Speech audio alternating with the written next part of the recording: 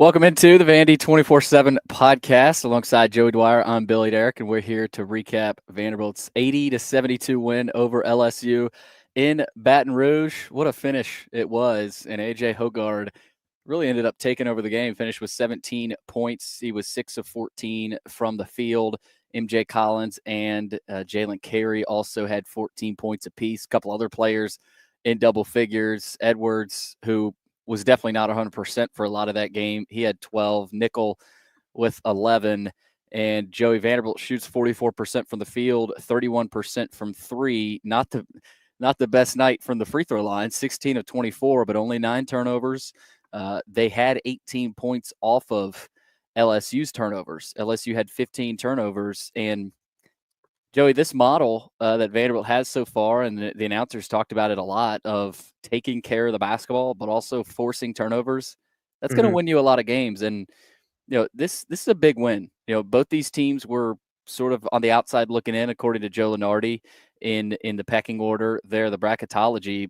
And for Vanderbilt to get this, again, I don't want to say this is all of a sudden getting them into the tournament because they won, but that's a pretty solid first step. And I think it's a good sign tonight that Vanderbilt's going to be in a lot of bloodbaths in the SEC, whether it's at Memorial or on the road. But, man, that's a big win and a heck of a start to SEC play in Mark Byington's tenure.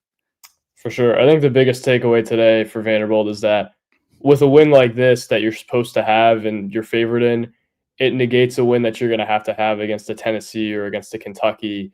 It makes it easier on yourself. You have more margin for error down the line. I think that was what today did. That's what the non-conference slate did. They don't have a necessarily impressive win on their resume. I don't think today was impressive, but they're setting themselves up to not have to do a ton of uncharacteristic things down the line. And I think that's my biggest takeaway from today. Another thing too, Jalen Carey, MJ Collins, AJ Hoggard stepping up like that, that's a huge, huge step for this team. I think Collins is still trying to kind of figure out what his role is, but if he's making shots like that, I think they're going to find some way for him to get involved offensively. 5 for 6 from the field today. Missed 2 free throws, but I thought was pretty good overall. Billy, how about Mark Byington putting Jason Edwards back in there to preserve the double-digit scoring streak? I don't know if that was intentional or not. He had 8 points with like a minute to go, puts him in there, shoots some free throws, immediately gets the yank. So I wonder if that was intentional. But besides the point, best game in Jalen Carey's Vanderbilt career, highest scoring game, really against a solid opponent. I think LSU's front court is one that I'm not super worried about, not one that really scares you. I think Vanderbilt actually drew a pretty good matchup in its first SEC game, but man, Jalen Carey looked like the best big on the floor today. McLaughlin was solid, went for 7 and 10, but Carey, man, 14 points, 8 rebounds, just looked every bit of what Mark Byington described him as this offseason. Billy, people were calling me nuts. They were saying that Jalen Carey didn't have the tools that I was saying he had. I think people finally saw what Jalen Carey could do today, and I think that's a pretty fulfilling thing for Mark Byington and Vanderbilt. And AJ Hoggard, too, was 2 for 9, got that frustration foul. It looked like, man, they might be in some trouble. It's 56-56. Just turns it on, and that's when being a vet on the road helps. And Vanderbilt's got a bunch of those, and I think that's why they're able to win games like this. I think tonight showed me that Vanderbilt has some SEC-level finishers in games. And maybe finisher singular, as in A.J. Hoggard. And Jalen Carey I would include in that with some big shots, especially down the stretch. And really throughout the game, as you said, he played one of his better games. But, that was one of my questions going into, this season when adversity hits, and they hit it in this game. It was back and forth, and luckily the game never really got out of reach. But, Joey, A.J. Hoggard, I think, answered a lot of questions that not only Vanderbilt fans had, but Michigan State fans, when he transferred in, and other college basketball fans, can he really take Vanderbilt to that next level? Can he be that star, that player that they need him to be? That's why they brought him in. That's exactly why they brought him in. I think he's the story tonight. And Byington pushed hard for him. The staff was dying to get him. They got him. And I think there's been some ups and downs with him, whether it's on the court or off the floor, but at the end of the day, he got it done, and that's all you can ask for. And I think that's a sign. Tonight's win is a sign that this team will do whatever it takes to get it done. And it wasn't pretty. It was ugly tonight, but you're going to have games like that. In the SEC, especially on the road. On the road in the SEC, Joey, any win is precious, and they got it. I just think Hoggard's the story. I think he answered a question that I had of, okay, when it gets tough on the road, specifically tonight in the SEC, can he get it done? Can he make the shots? Can he be that guy? He was that guy tonight. Can he keep it going? That's the question. But I think he answered a ton of questions tonight. Yeah, I go back to July when Mark Byington was asked, I believe by me, when are you going to know what your team's made of? When do you know the personality of your team? And he said, when we get down on the road in front of a pretty crowded place. And I think today was the first time that really happened and they responded. That is a indicator that this team might be able to go somewhere. And it being a guy like AJ Hoggard is a big thing. And Jason Edwards not having his best game, being 2 for 9 from the field, being off the floor for a long time, and them still finding a way to beat an SEC team, I think is another real positive indicator. Again, LSU is a team I had 15 out of 16 in the preseason, and I think I'd probably stand by that. South Carolina looks worse, got their butts kicked by Mississippi State today, but I mean, that's not a great team. It's also a team that is in maybe the best conference of all time. Mark Byington said it was that a few days ago, and I don't know that he's entirely wrong based off the analytics, things along those lines. That's a team that could go and beat some teams. They have 2 really good guards in Sears and Carter. Both of them were sitting around 17 to 22 points. And Vanderbilt won a guards game today in the SEC. That's a big thing. The front court wasn't a difference maker for LSU. It wasn't that much better than Vanderbilt's. I thought Vanderbilt's was actually better. But again, a big thing, Vanderbilt wins a guards game. And I think I had a question as to whether they could do that consistently. They did it for the first time today. And again, Tyler Nickel, also a story today. We have been searching for some level of consistency from Tyler Nickel at this point. He had 11 points today. I think that's 3 or 4 games in double figures in a row for him. And as a result, Vanderbilt gets its first win in Baton Rouge since the Bryce Drew era. I think a lot of Vanderbilt fans have bad memories in that place because of the NIT year a few years ago, where it might have been an NCAA tournament year, but now Vanderbilt has redeemed itself in that place. And I think it's a heck of a way to start SEC play, even if it's not a win over a ranked team or anything along those lines. I think this takes you to, okay, Tuesday night, as Joey hops up. Tuesday night should be a relatively full Memorial Gym. I know it's just one SEC game, but Joey, this team is sitting at 13-1 now, 1-0 in the SEC. I know it's just one SEC game, but there's really no reason Memorial Gym shouldn't be full or relatively full. Now, again, we talk all the time about the Vanderbilt being bad for the last 7 years tax. That will probably come into play. It probably won't be what we think it should. But Joey, I mean, that's where I'm at. Are you there with this team? Like they deserve, a good showing from Vanderbilt fans on Tuesday night. Whether they get it or not, I don't know. But you needed an SEC win, and you got it. I think Memorial Gym should be full Tuesday night in what should be another bloodbath. I mean, that you talk about Mississippi State and Chris Jans and the physicality they play with. It's gonna be physical Tuesday night as well. Yeah, it's going to be good basketball, and I think you will see some people show up. Mark Byington talked about that after the game. He said he's anxious to see kind of what it looks like, and I think it's going to be really interesting to see kind of how that crowd turns out. Bigsby a couple of days ago mentioned that it had gotten a lot better over the course of non-conference play. It was almost 2,000 more for the last non-con game than it was for the Maryland Eastern Shore game. That's something to note, and something to note as well. I just kind of dug this up. If the season were to end today, Vanderbilt's win today would be a quad 1 win. That's the first quad 1 on their resume.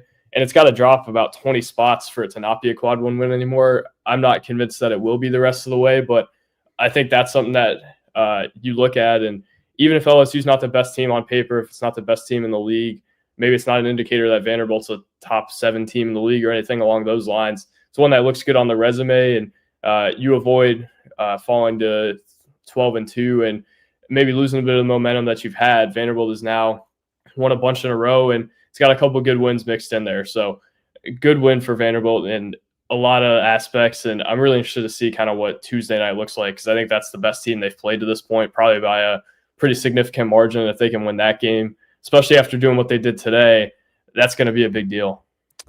Justin on YouTube, how terrible was this officiating, or am I just a biased fan?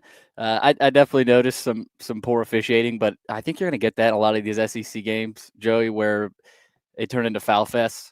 This is a physical league, the best league maybe ever in college basketball history. And with that, you get some physical play, you get some fouls, and you get a lot of calls. You get a lot of whistles. I don't know that it was terrible, but I will say it wasn't the best smoothest officiated game. I'll say that. I try not to really comment on refs, but I do think. Well, I don't think my phone was kind of blowing up throughout the game with people complaining to me. So if you want to listen to them, that is your prerogative, and I'll let you go from there. But it's going to be physical, and I think you're going to see Vandy games called in a lot of different ways this year. And I think that a physical game where there's not much being called is going to benefit a guy like AJ Hoggard, and I think you even saw a little bit of that today. He was able to be a little bit physical, but Vandy fans, I think for the most part, were not super excited about the officiating today. Last thing I want to get to here is what did this win tonight show you about this team? I know we talked about it. It obviously showed us that Hoggard is legit down the stretch, but what else? I mean, what else were you able to gather about this team as you go into another big game? Every game is going to be big, and for me, I talked about it. I think the size. We got a comment here from Justin saying this was the first time I noticed our size issue. Yeah, well, we've noticed that the whole season. We've been looking at that the whole year. I don't think it really came into play, but you also talked about the matchup. LSU does not have a Jonas Adu, or I don't know if Arkansas had a Jonas Adu today. That's a good point. That's a good point. But bottom line is it will come into play. It didn't tonight. But did you learn anything in regards to, okay, maybe they'll be able to counteract that with some rebounding, some good defense in a way that can kind of confuse some teams? I actually thought their size showed up less today for me than it has in other games. They out-rebounded LSU 37-27. That was a big deal in my mind. Mark Byington said he thought the offensive rebounds, which they got 17, he said those were the difference in the game, and it's kind of hard to disagree with them. They had 18 points off of offensive rebounds. They had 18 points in transition. Those are two stats that completely define this game. They didn't shoot it all that well. They shot 43% from the field, 30% from three, 66% from the free throw line, but 18 points that were second chance points, 18 in transition. This team has thrived off of getting easy baskets throughout the entirety of the year. I wonder what it looks like once you play a better point guard. I thought they played a fine point guard today, but obviously there's going to be ones that aren't going to turn it over at all in this league, and that's what you got to watch for down the line. But I think the biggest thing I learned today, they know how to win, and that's something that Vanderbilt basketball has not been accustomed to over the years. I thought the NIT team the second year knew how to win a little bit more than teams in the past had, especially once they got rolling. But this team has learned how to win pretty early, and I think today was evidence of that as they go down and they go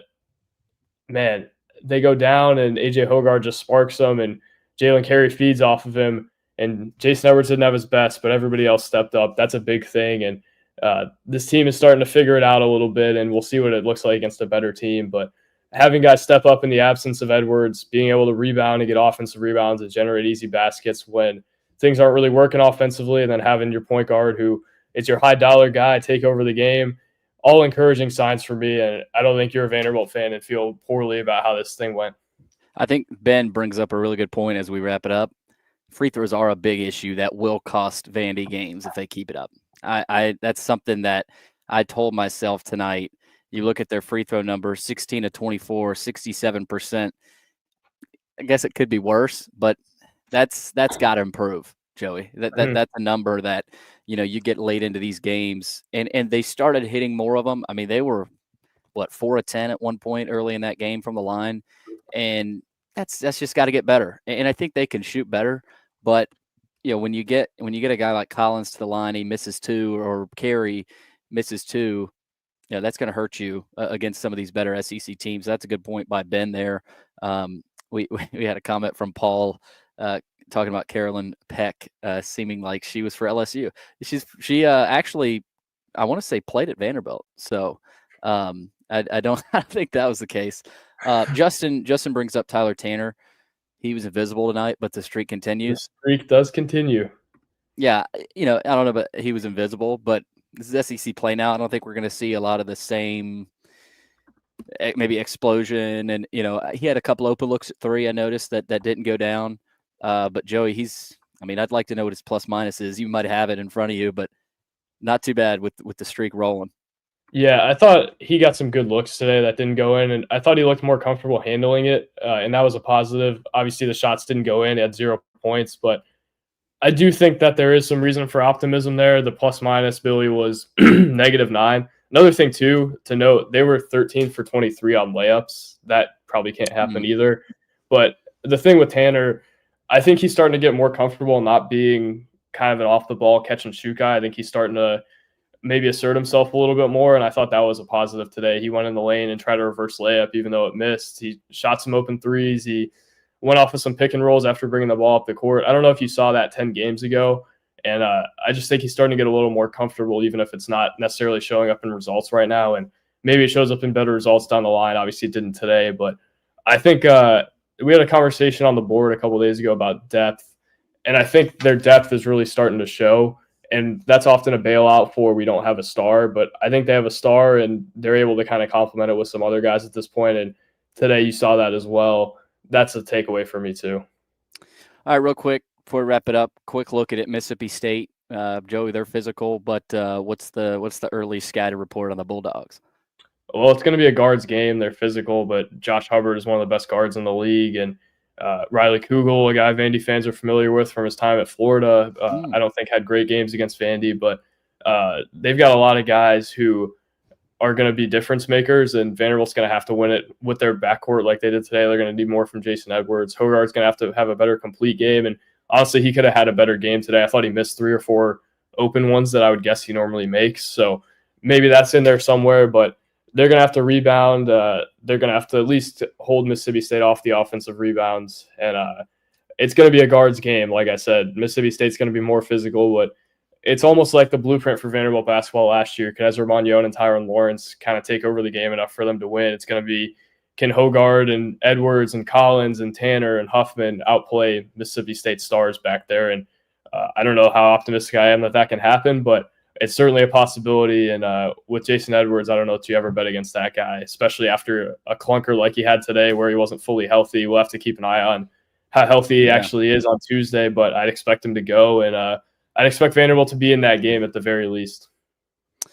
It's at home, 8 o'clock tip-off there at Memorial Gym on Tuesday night on ESPNU. If you can't make it out there, Vandy improves to 13-1 overall, 1-0 in SEC play. We're going to keep these lives going for a good bit of the road game, well, all the road games, and then we'll figure out whether we go live or not for home games. I know we'll all pretty much be there in Memorial, so we'll figure out a way to do that. But appreciate all you guys hopping in. Hopefully you check it out after this goes up on the board and on the YouTube channel. But Vanderbilt gets it done, 80-72 at LSU coming up Tuesday night against Mississippi State. We'll have all the coverage. And our coverage is brought to you by the Wash House. Should have mentioned that at the top. How dare I forget that, Joey? Are you dreading laundry day? Is it stealing time to do the things you truly enjoy? Let the laundry professionals at the Wash House take care of that for you with 2 convenient locations in the greater Nashville area. Just drop off your dirty laundry, and their professional attendants can give you back the one thing you can never have enough of, your time. Within 24 hours, you can pick up your nicely folded, fresh, and clean laundry ready to be put away. Log on to washhouseclean.com. or stop in today and get your time back. Joey? Billy, the Wash House is as reliable as Tyler Tanner with the ball in his hands. I love it. Almost as reliable as Joe Sullivan peppering Mark Byington with questions after non-conference games. You should see him with Casey Alexander. It's a back and forth like no other. I love it. You got to get documentation next time. The best is when Joe will ask Casey about a lineup change, and Casey has no idea he made the lineup change. That's classic Joe. That's great stuff. Shout out to Joe Sullivan, the best. Shout out Joe Sullivan. Shout out Joey Dwyer. We'll see you guys Tuesday night at Memorial Gym. That's Joey. I'm Billy. Thanks for checking out our first edition of the Vandy 24/7 podcast.